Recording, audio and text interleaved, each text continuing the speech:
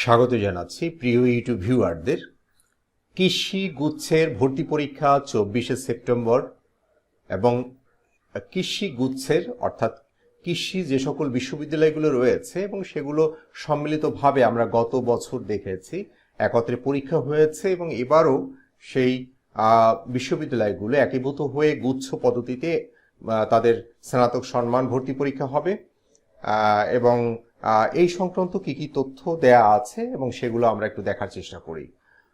এখানে বলা হচ্ছে যে সরকারি কৃষি বিশ্ববিদ্যালয় 2021-22 শিক্ষাবর্ষে সমন্বিত ভর্তি পরীক্ষা আগামী 24 সেপ্টেম্বর অনুষ্ঠিত হবে।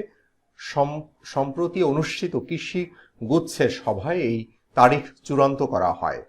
আগের 60টি বিশ্ববিদ্যালয় সহ এবার নতুন একটি কৃষি বিশ্ববিদ্যালয় গুচ্ছ পদ্ধতিতে যুক্ত হতে যাচ্ছে।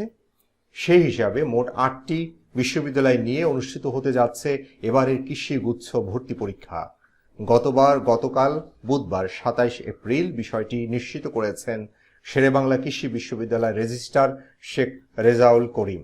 তিনি বলেন, কৃষি গুচ্ছের 2021-22 শিক্ষাবর্ষে ভর্তি পরীক্ষা আগামী 24 সেপ্টেম্বর আয়োজনের সিদ্ধান্ত হয়েছে। কোনো বিশ্ববিদ্যালয়ে কত আসনে শিক্ষার্থী ভর্তি করাবে তা পরবর্তী সভায় আলোচনা করে বিষয়ে সিদ্ধান্ত নেওয়া হবে।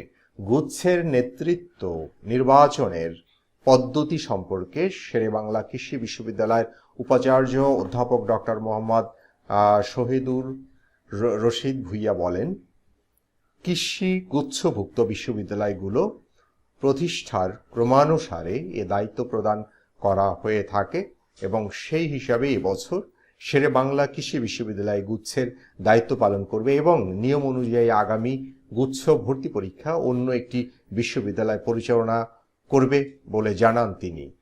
2021-22 শিক্ষাবর্ষে 8টি গুচ্ছভুক্ত কৃষি বিশ্ববিদ্যালয়গুলো হলো বাংলাদেশ কৃষি বিশ্ববিদ্যালয় বা যেটাকে আমরা বাকিবি বলি সংক্ষেপে, এবং শেরেবাংলা কৃষি বিশ্ববিদ্যালয় শেখ কৃবি এবং বঙ্গবন্ধু শেখ মুজিবুর রহমান কৃষি বিশ্ববিদ্যালয় বাশেমুর কিবি এবং সিলেট কৃষি বিশ্ববিদ্যালয় সিকিবি এবং পটুয়াখালী বিজ্ঞান ও প্রযুক্তি বিশ্ববিদ্যালয় প্রবি এবং চট্টগ্রাম ভেটেরিনারি ও এনিম্যাল সায়েন্স বিশ্ববিদ্যালয় সিভাসু এবং খুলনা কৃষি বিশ্ববিদ্যালয় খুকিবি এবং হবিগঞ্জ কৃষি বিশ্ববিদ্যালয় হকিবি।